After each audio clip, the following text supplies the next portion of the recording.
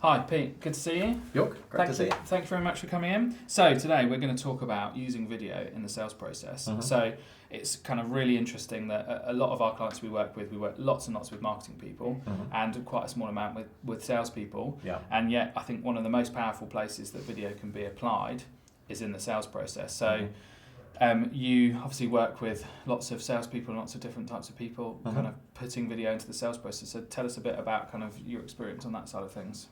Yeah, so we mostly work with marketing agencies, but marketing agencies are now becoming involved in the sales process, which is not necessarily a comfort zone for them. So they kind of need some tools and ways to add value when they do that.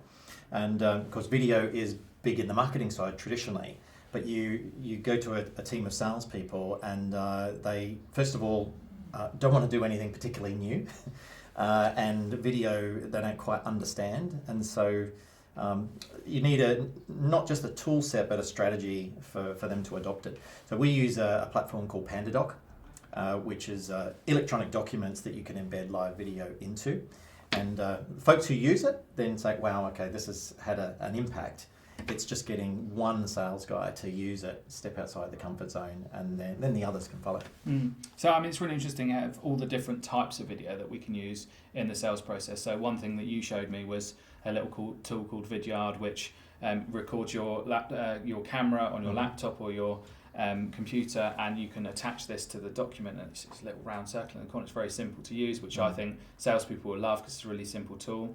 Once people have got over that, maybe that nervousness of actually putting themselves to camera, actually committing themselves to camera, because as I know and as you know, it's not an easy thing to do, right? You are exposing yourself to criticism from your peers, and then you're worried, will the customer like it or won't they like it? But I think ultimately the tool's so powerful that you need to use it.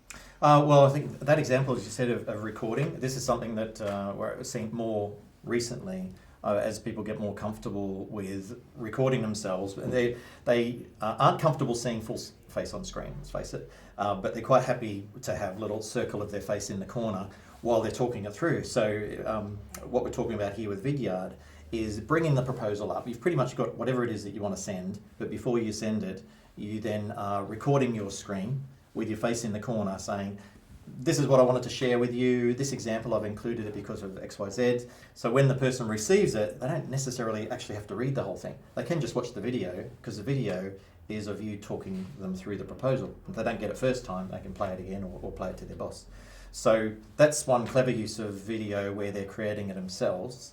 Then the quality video that say Five on a Bike has created for them, that you need to make it super easy for sales guys, that it's sitting in a library and they can just pick like a testimonial and drag that into the proposal as well. So they're the two main types of video explainers from the sales rep, and things that they can include that you've provided in the library.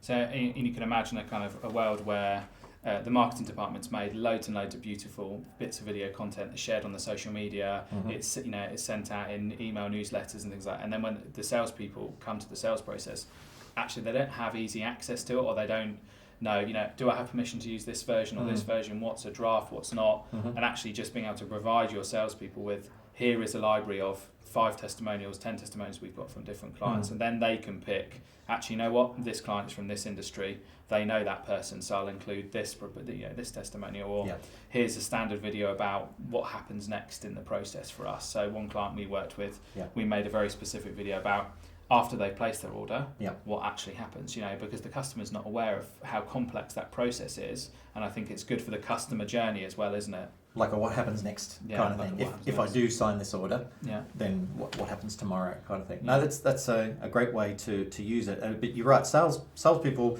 well, seldom have they got a tool set that makes it really easy, because most companies that I come across, what they're sending out as part of the sales process is typically a Word doc, or an email, a PDF. Maybe it's a PDF with signature places on it. It's like, how do you add video to that? It's not obvious.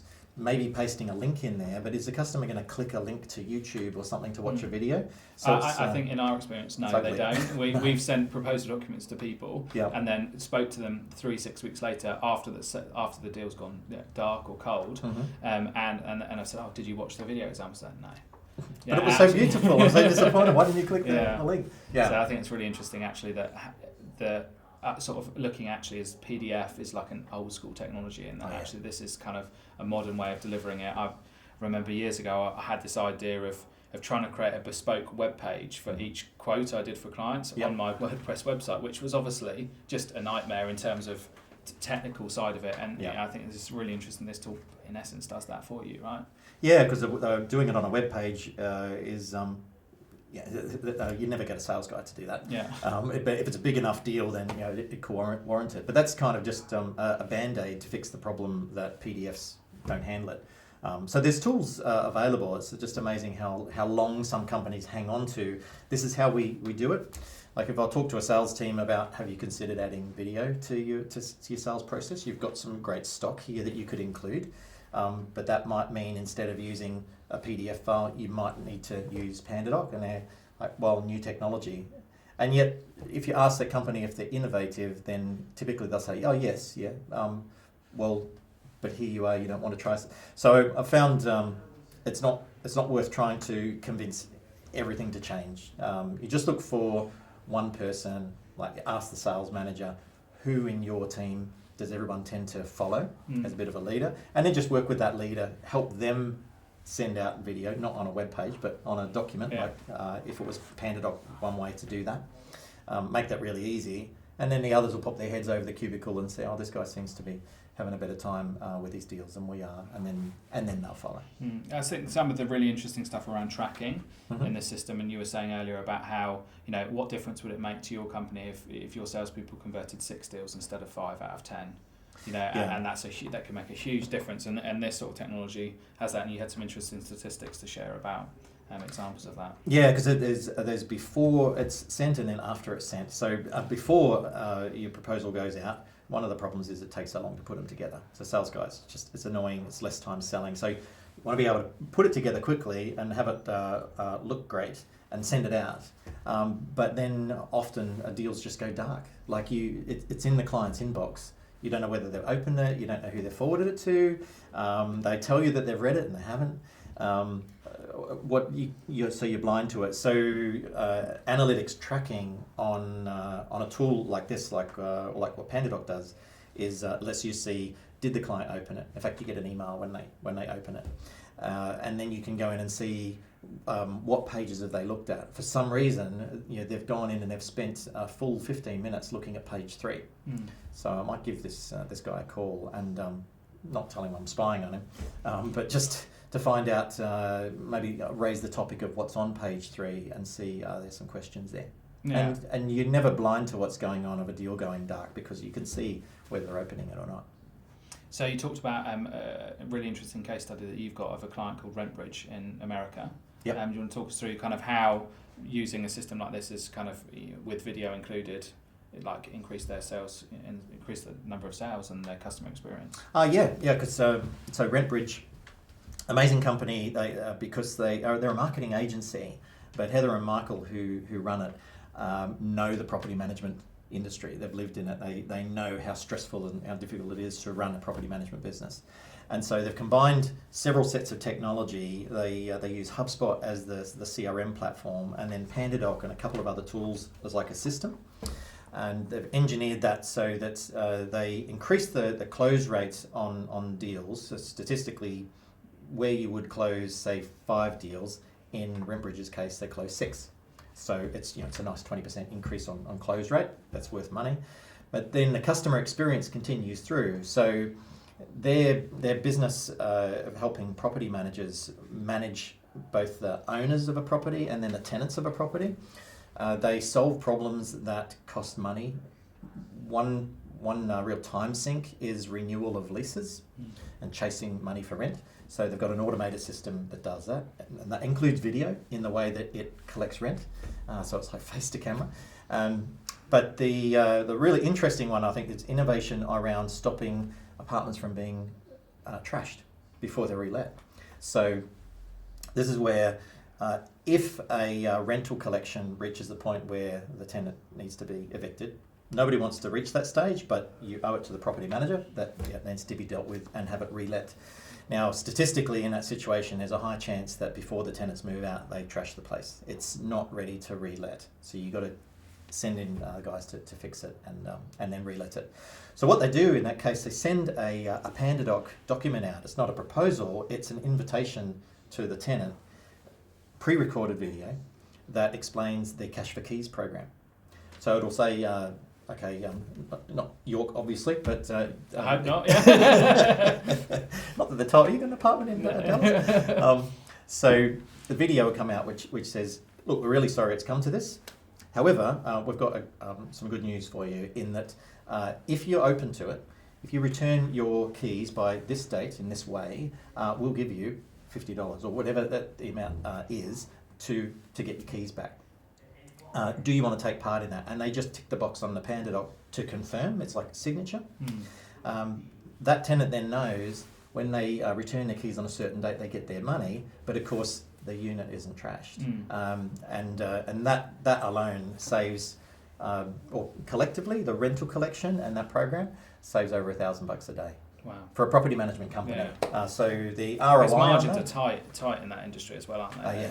It's a high stress, low margin industry. Yeah. That's really interesting. I think, just sort of going back and looking at the tracking idea and the fact that you can, look at how someone's looked at this page and how long they've looked at it, have they rewatched the video on the page and things like that, can really give your salespeople the insights to help them close those sales, but to help them stop deals going dark or cold, which I think is really interesting. And then moving through to the customer experience and using it through the process to kind of keep those customers as sticky as possible, and using these documents not just for a proposal but for other parts of the process where you're just delivering information to the clients. I think would be, because you have that you're saying in within your proposals you've got a video that also sets up what to expect. Is that what part does that play? So in our proposed documents, we've got kind of the journey video, and the idea behind that is to kind of show the customer, it introduces the team members without going, here is all of our team members. It's a kind of more delicate way to do that, and then takes them through the process of, step 1, step 2, pre-production, production, what happens on the site. Shows them that we're a real company and that we're, and this is our process, and it's 60 seconds, but it just. It lays out that process to the clients to help them understand that yes, this is a complicated process, but we've worked really, really hard to try and understand and make it as simple as possible. Because I think that's, again, one of the things that when it comes down to video is people are concerned about how complicated the process is. There's risk involved, I think, with video. Like, the video is kind of still seen as a thing that is more risky than a social media post or a picture or something like that. Video does have that next level of nervousness, I think, attached to it, where people think, am I supposed to post this? Is this the right version? And for some reason, like if that's a blog post, that I don't think that happens. But with video, I still think there's this with nervousness, which I think just comes from the communication potentially between departments to say, this is the version that you're able to use, here's 6 iterations of it, and here's a minute-long version if you think your client's not going to be interested, but here's a 5-minute explainer video for how this happens, to give those salespeople the tools. And you look at companies that do this effectively, normally kind of software companies, where they use lots of videos in the process, and they have big YouTube channels with loads and loads of explainers on how to connect things up together. And they don't have to be overcomplicated. You don't have to spend thousands and thousands of pounds producing them. You can record your screen and talk it through. Like, it doesn't. And I think the power of video comes in just using it, and then professional video increases that power. But most of the hard work's done in that first action, and actually going, okay, we're going to commit to using some video. Because I guess that personal reservation, because you had it with the birthday video yesterday, right? Of that you're posting it to social media, and it's like, well, I'm kind of hesitating because it's me on the camera there. So it's nice in that situation if someone else is posting it for you. You don't have that friction point. But I find it's just really nice. Asset to have that whatever document I'm sending out, I know I've got a library of content right there. There's just a folder that I can decide what customer testimonial or example is a good fit here, and just open the folder and just drag it in, and that video is within the proposal. But it might not be a proposal, it may be something completely different in the customer journey. So I'm seeing an awareness growing in not just marketing agencies, but in customers about the experience, of how the way to improve the experience changes at each stage of the journey. So what somebody needs from you when they're just thinking about what problem they want to solve, explainer videos and so on is really helpful. Or when it's in the sales process, what this service entails, what's in the proposal. Or in the case of delivery of the service, RentBridge, collecting keys and cash for keys. So we love video. Humans love, I guess, the humanity of communication. And so if you can add that human element at each stage of the journey, we kind of get a bit fixated on video for social media or video for proposals, but you can use it anywhere. You just got to have the right tool that makes it easy. I think that's the real innovation that needs to come in the video industry is allowing people to use the stuff, and giving easy access to all the different departments, and whether that's marketing, sales, and whether that's then operations as well, right? That operations need video content because the customer journey has just begun when it hits operations, and actually enabling them with the right tools, to explain, this is what we need you to do as a client next, or this is what will happen, and you'll get your thing in this many days, or whatever it is. So I think, ultimately video is the only tool that can really build trust in that way, because it's kind of face to, it's as powerful as face to face. Like, video shown to be to build trust in the same way, which is why you see lots of people vlogging and doing YouTube channels, because that's a really good way of building trust with your audience. Well, I find I generally get a comment back of Pete, thanks for the video, that really helped. I think it's just that explaining, rather than just reading a lot of text. Some folks absorb information well by reading it. Others like to listen. Others like to see. At least video gives you the listen and see, if words aren't going to cut it.